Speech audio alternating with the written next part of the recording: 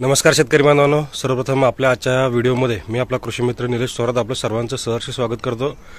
निश्चितच पाठीमागे मित्रांनो तुम्ही जे कांदा पीक बघताय, कांदा पीकमध्ये काल जो पाऊस झाला आणि काल पावसानंतरनं या ठिकाणी धुकं जास्त प्रमाणामध्ये होतं। आता थोडंसं सूर्योदय या ठिकाणी झालेला आहे, त्यामुळे थोडंसं धुकं हटकलेलं आहे। मग सकाळी चांगल्या पद्धतीमध्ये दवधुकं या ठिकाणी होतं।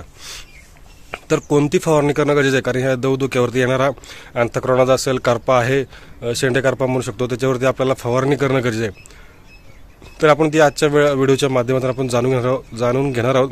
त्यासाठी निश्चितच मित्रांनो आजचा व्हिडिओ तुम्ही संपूर्णपणे शेवटपर्यंत पहा आणि समजून घ्या। अजून पण आपल्या चॅनलला फॉलो नसेल केलं तर करून ठेवा, व्हिडिओला लाईक करा, शेअर करा आणि आपल्या शेतकरी बांधवांना पाठवा। कारण ह्या कांदा पिकावरती चांगल्या पद्धतीमध्ये दवधुकं पडलेलं आहे। निश्चितच याचा करपा रोगावरती प्रादुर्भाव होणार आहे, उत्पादनावरती सुद्धा प्रादुर्भाव होणार आहे। तर निश्चितच या ठिकाणी आपल्याला चांगल्या पद्धतीमध्ये या ठिकाणी कोरोमंडल पेस्टिसाइडचं या ठिकाणी जो असणार आहे, अर्थात या ठिकाणी जटायू हा जो मॉलिक्यूल आहे, जटायू जो हा क्लोरोथिनॉइल अर्थात जटायू आहे, जटायू या ठिकाणी 2 ते 2.5 ग्राम या ठिकाणी आपला स्प्रे माध्यमातून घ्यायचा आहे। त्याचबरोबर या ठिकाणी मेटलाइझगल 1 ते 1.5 ग्राम प्रति लिटर याप्रमाणे घ्यायचं आहे। हे 2 फंगिसाइड आपल्याला या ठिकाणी कंटिन्यू वापरून घ्यायचे। त्याचबरोबर या ठिकाणी मवा असणार आहे, कारण मवा शक्यतो पावसाने धुवून गेला असेल तरी पण एखादा साधा इन्सेक्टिसाइड या ठिकाणी तुम्ही कार्बोसल्फान वगैरे वापरू शकता, किंवा क्लोरोसायपर सुद्धा आहे, ते या ठिकाणी आपल्याला कॉम्बिनेशन घ्यायचं, ते सुद्धा या ठिकाणी 2 ते 2.5 ml प्रति लिटर।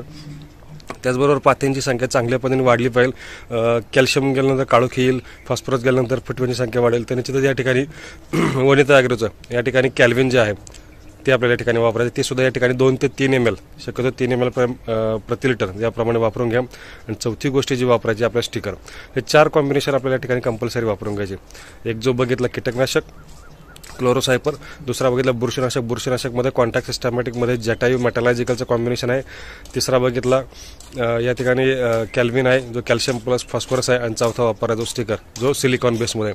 ह्या 4 गोष्टी आपल्याला या ठिकाणी कंपल्सरी वापरून घ्या, त्याचा फायदा निश्चितच आपल्याला चांगल्या पद्धतीने होणार आहे।